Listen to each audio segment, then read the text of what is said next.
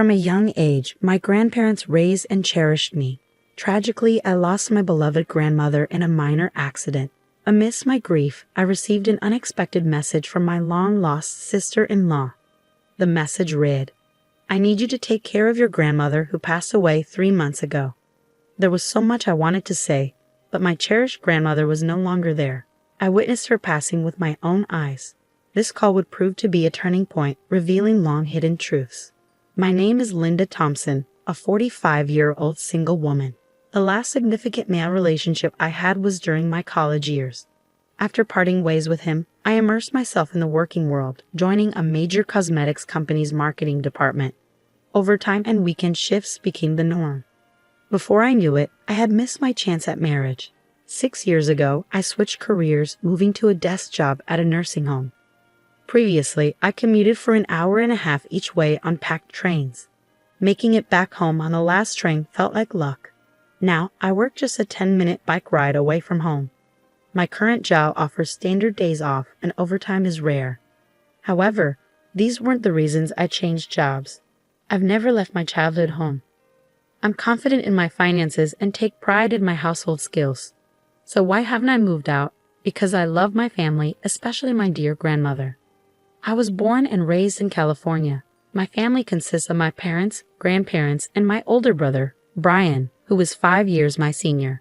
He is now 50 years old. Although I love my family, my relationship with Brian is complicated.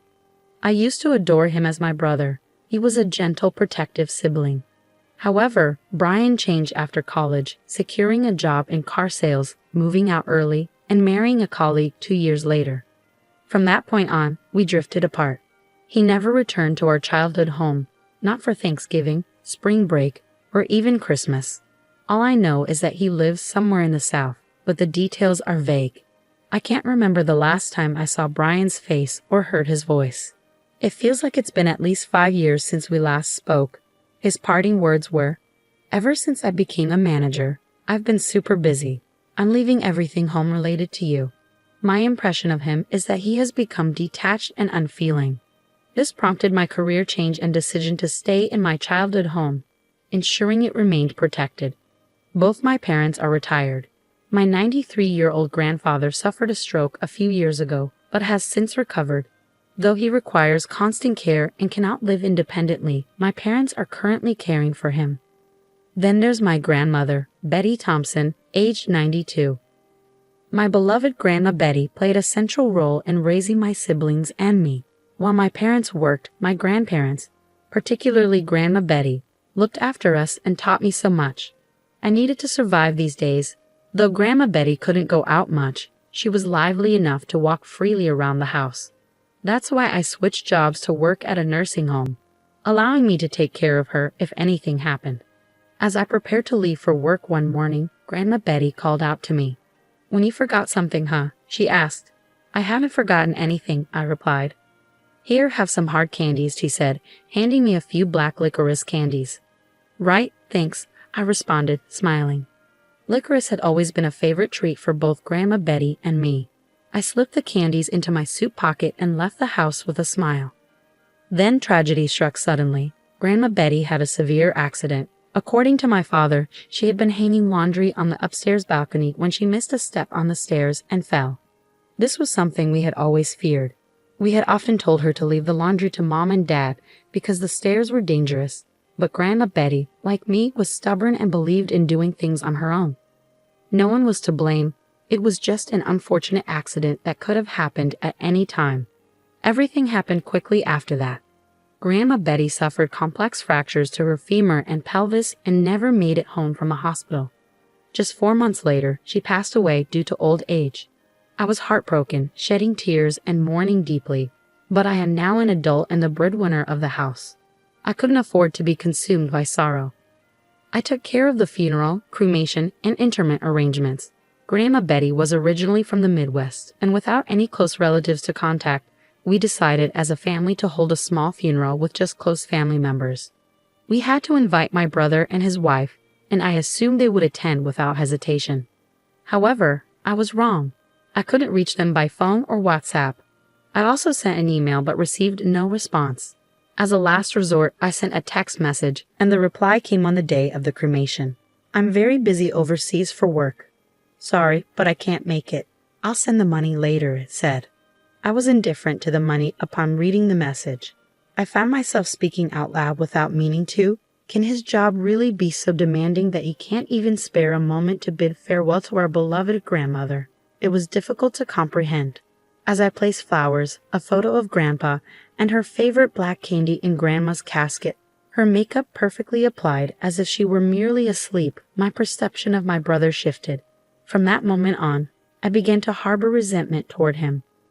Time moved on, and now it is winter. For me, the changing seasons don't matter much. It feels the same whether it's spring, summer, autumn, or winter. I've even contemplated leaving my job. But with Grandpa still alive and my parents likely to need care soon, I must continue working to support them. These thoughts carried me through my workday on autopilot, my heart heavy with emptiness. During a lunch break on a weekday, I received a call from an unexpected source. If her number hadn't been saved in my contacts, I might not have answered. The caller ID displayed sister-in-law. It was Heather Thompson, my brother's wife. She is 46 years old and my only connection to my brother. I remember only a brief conversation with her after their wedding. Why would she be calling now? I considered ignoring the call, but the persistent ringing convinced me to answer. Yes, this is Linda, I said. Sorry to disturb you at work, Heather began apologetically. This is Heather, Brian's wife. It's been a while. Despite her higher position and age, Heather always approached us with a humble attitude.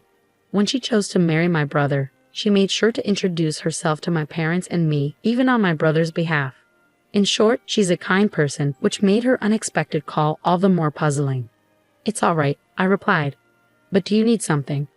I tried my best to sound calm as I asked the question. Heather hesitated for a moment, her voice uncertain. It's hard for me to bring this up.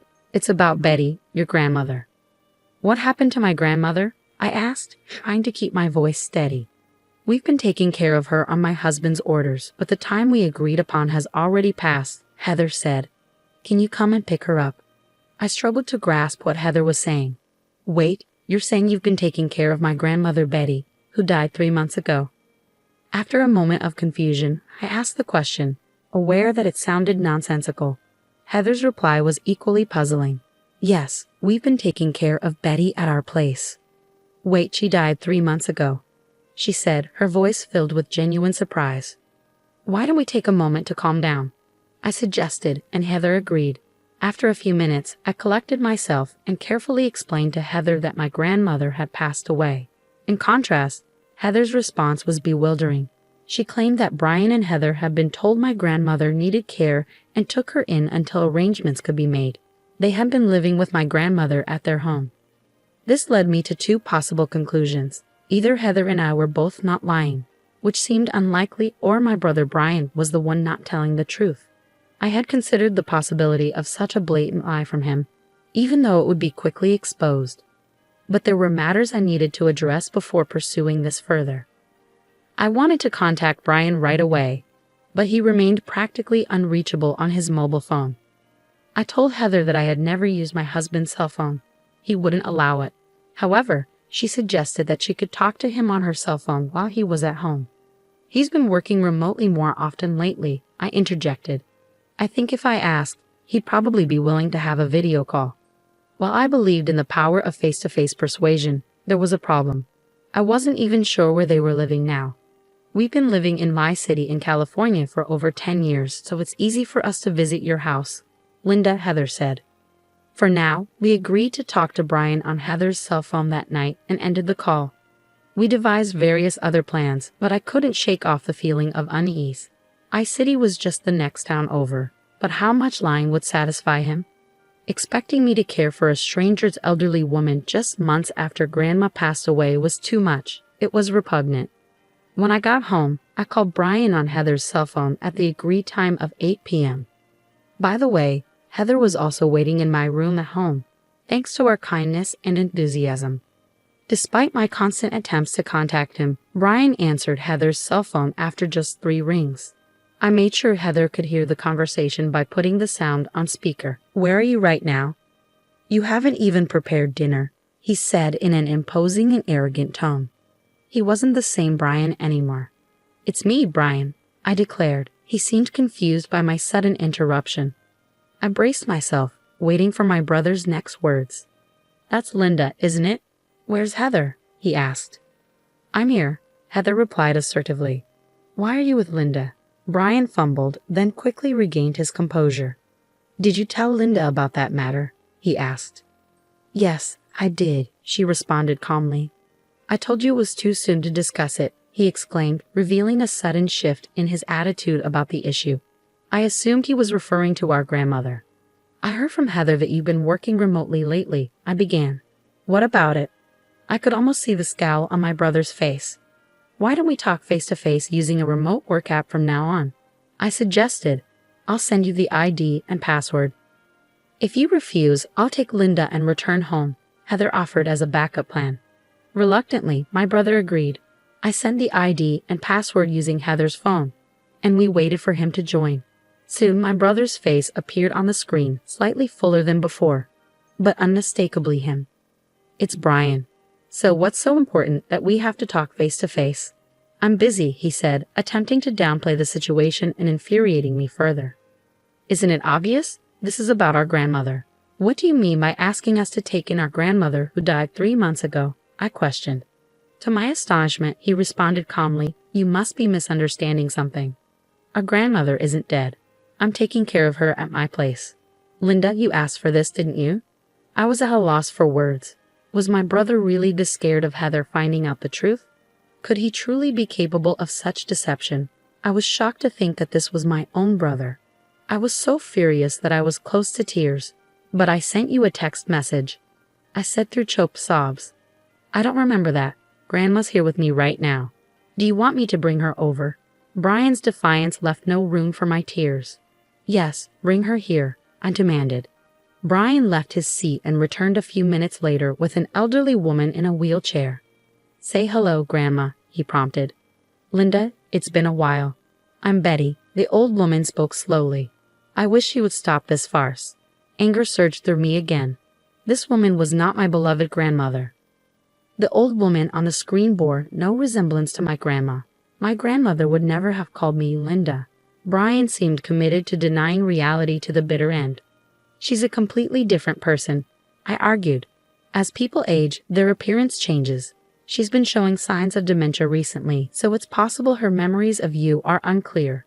Are you denying the death certificate filed with the district office? I pressed. Of course not, Brian smirked. Documents can be easily forged these days. I was prepared for this. I had a plan. Just wait, I'll show you some evidence too, I said, leaving the room.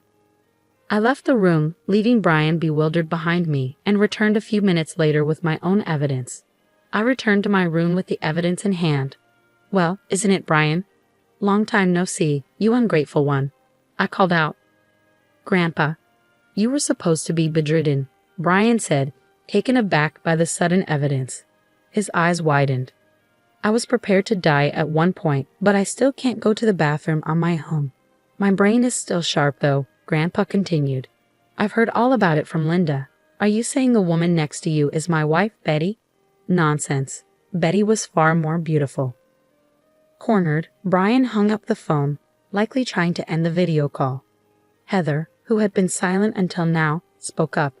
Are you running away, Brian? Going to Catherine's place? Brian's face paled, visible even through the computer screen. How do you know that? He asked, clearly flustered. I've suspected it for a while, Brian. You've underestimated me. Your grandmother often mentioned Catherine, Heather revealed. Catherine? That's not my name or my mother's, I replied. I've confirmed with Linda that she doesn't remember anyone named Catherine.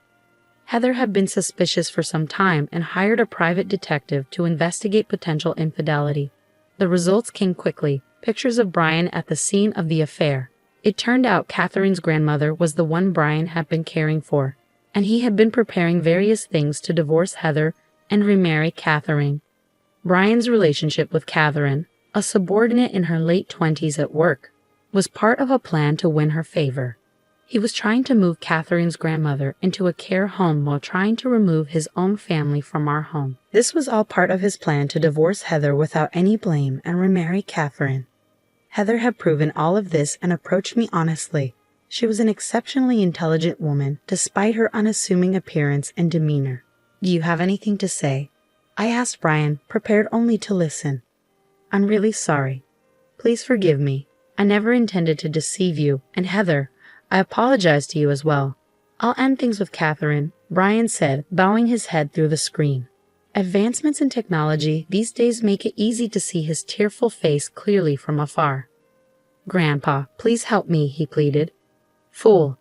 After using Betty and betraying my beloved granddaughter and daughter-in-law, I never want to see your face again. This is the last time. Linda, you too," Grandpa said sternly. "I never want to see your face again either. Heather, I've already completed the divorce mediation process. I'm returning to my parents' house, so we'll see each other in court next. Goodbye, big brother," I said before ending the remote conversation on my laptop. As the seasons changed and the autumn equinox arrived, I visited my grandmother's grave alone. With my hands clasped together, I reflected on the events that had transpired.